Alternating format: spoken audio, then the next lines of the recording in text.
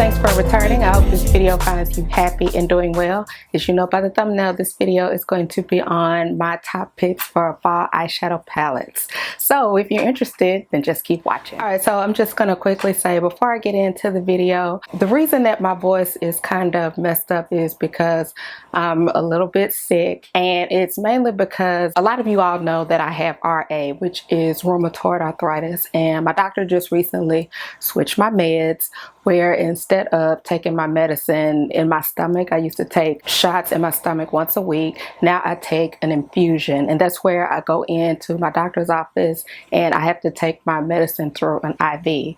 So the upside of that is I have to say that as far as my rheumatoid arthritis, I'm feeling really good, but on the downside, the medicine that I take, it lowers my makes my immune system weak, which means that any little thing that I come in contact with, I'll get sick. And I think that that's what's going on here. I'm going to talk to my doctor tomorrow about it. But anyway, I'm saying all that to say, if you see that it's taking me, it's going into a week where I haven't uploaded, just give me some time. I'm probably going through some things, probably sick, because ideally I would like to upload every day, but because of my situation, it's just hard for me to do that. All right, so enough of that. Let's get into these palettes. So the palettes that I have some high-end drugstore, some midway, some are new, some are really old, but I guess I'll start off with one palette that's pretty much classic to me, and I personally like it. When this palette first came out, a lot of folks didn't like it. They said that it was dusty and things like that. This palette is one where when you dip into it, it will have a lot of kick up. So if you're one that doesn't like that, you probably won't like this palette. But this is the Sephora Pro Warm palette, and anytime I do videos like this, I always include this palette. And for me, this type of palette is a one-stop shop, especially if you're just looking for a palette that's gonna work for you every day, day to day. Let me just go ahead and swatch a few for you so you can see what these swatch like. And there they are.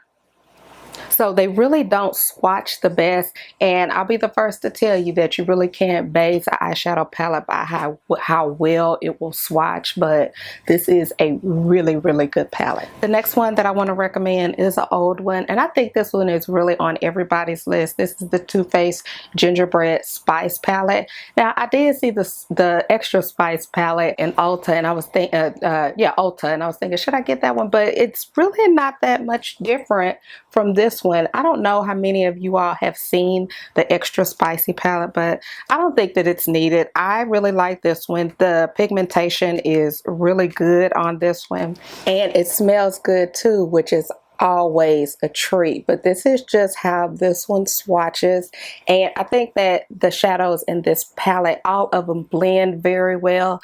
As far as the metallic shades, they're not the type of metallic shades where you have to wet your brush to really get that foiled effect. None of that. You don't have to do any of that. But this one, I think, is a classic fall eyeshadow palette. The other one is a really new one, and I just had to include this. I know you all have seen this one all over the YT, and this is the HUDA Rich Nude palette, and I like the packaging on this. I really like the colors, and of course, as many of you all know, there are 3 that come with this. She wanted to, from my understanding, she wanted to include everyone, from the lightest of the skin tone to the deepest. And let me just swatch a few of these, even though I know you all have seen it all over the YT, but they are just, I think that her metallics are really, really beautiful. And I have to say, the only thing that I really don't understand about HUDA's eyeshadow palettes, I don't understand why she has her minis made in China, but her larger palette is made in Italy or something like that. I wish I could understand the meaning or the rationale behind that. If any of you all know, let me know. All right, so moving on, this is another classic that I think that everyone should have in their palette. In their collection, not so much as for fall, but for a everyday coat palette. And this is the Juvia's Place Warrior 2. And this palette is all mattes, and I think that it's all of these colors speak to fall. Of course, you have your terracottas, you have your lights, and you know, as far as how you can use these shades, of course you have a transition, you have a lid, you have a crease, all of that. But if you have this, I think that something that would be good to go with this palette is, and this is the other one that's on my list, is the Mcgrath Decadence palette. And this one came out last year or the year before last, and I like to call this palette a companion palette, meaning if you have a palette that's all matte like this Warrior 2, and you have a companion palette like this, which is the Mcgrath Decadence palette, I think that is something that if you had the two, that would be all you need.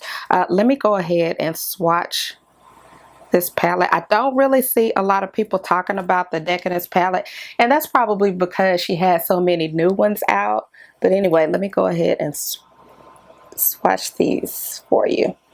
And this is another palette where the eyeshadows blend very well.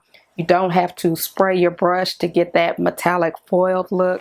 It's just a really good palette, and I think that it covers a lot of the colors. You know, of course, you got your blue, your gold, your silver, your dark burgundy. I think that this is a must palette for fall, as well as this Warrior 2 palette. Another one of my picks for fall is this Revolution SophX palette, and this is it right here. But check out these shadows. Aren't these all really fall appropriate? Of course, you have your reds, your terracottas, you have your black and your deep browns and things like that. I think that all skin tones could really benefit from this palette. As far as the pigmentation goes and things like that, I think that the mattes do take some building up. I wouldn't say that they are as pigmented as, let's say, the Juvia's Place or the Spice palette, but you can build the shades up. Plus the metallics, I think the metallics are really pretty, and I think that this is a good one for fall. All right, so I'm going way back with this one, and I'm going to Natasha Denona, and this is the Star palette. I think that this is a really good palette for fall, and I plan on picking up this palette a lot, particularly because of her specialty shades. I think that Natasha Denona really mastered her specialty shades and her metallics and things like that with her first couple of palettes, the blue palette and the green palette, and this one. They're just really pretty to me, and I think that so far they are the best. Even with the mattes in this palette, I think that this palette could be used as an everyday eyeshadow palette. It could be used for nighttime looks and dramatic looks. I feel that deeper skin tones as well as lighter skin tones could benefit from that, because you have the light mattes right here and right here, and then of course you have the deeper mattes, and the metallics are, to me, they're just, I don't know, they're just beautiful. So let me go ahead and swatch. And I'm hoping you can see that, because a lot of the shades are probably my skin tone, or the shade of close to my shade, but this palette would definitely be one of my top picks for a fall palette.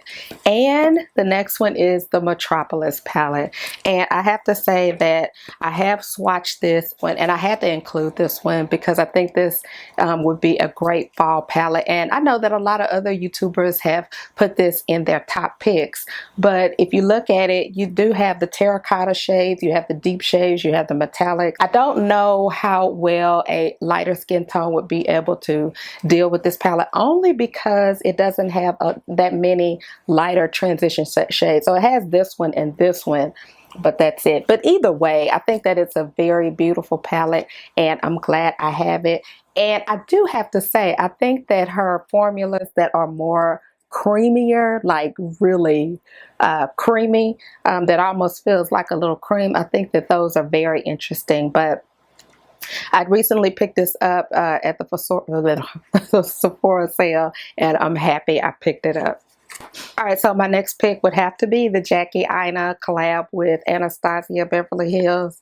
this would be a perfect palette for fall. All of the deep colors that you have, you can get a daytime look as well as a nighttime look, and of course it's suited for deeper skin tones, but this is definitely a top pick for fall for me. All right, and the next one that I have is by Revolution Pro, and this is the Truth or Dare palette, and this one is a new one. And I have to say, if you all haven't tried the mattes on this palette, you have to try it. I think that these mattes are very pigmented and they work well on a wet base as well as with a dry base. You know how sometimes if you apply an eyeshadow to a wet base, it can deepen up the shadow. It can, you know, just do a lot of weird things. These shadows don't do that. Now, I have to say, when I use this palette to achieve this look that I have on now. Now, I must tell you, if you do use a wet base, when you go to first apply your shadow, don't go in with a heavy hand. You know, just kind of go in with a light hand and blend it in as you would with a dry base. And you're just going to get the most beautiful blended type of look. And these metallics are they're really pretty. Okay, now you do have to be careful because they do have lots of sparkle to it that will kind of fall out, so you will want to do your eyes first. But let me go ahead and rub that in. But I think that these shadows are really, really, really, really pretty. And the last one that I have is by Wet n Wild, and this is the Coffin palette. This recently came out, and I know Wet n Wild, you know, they come out with a lot of palettes and then some of them they discontinue.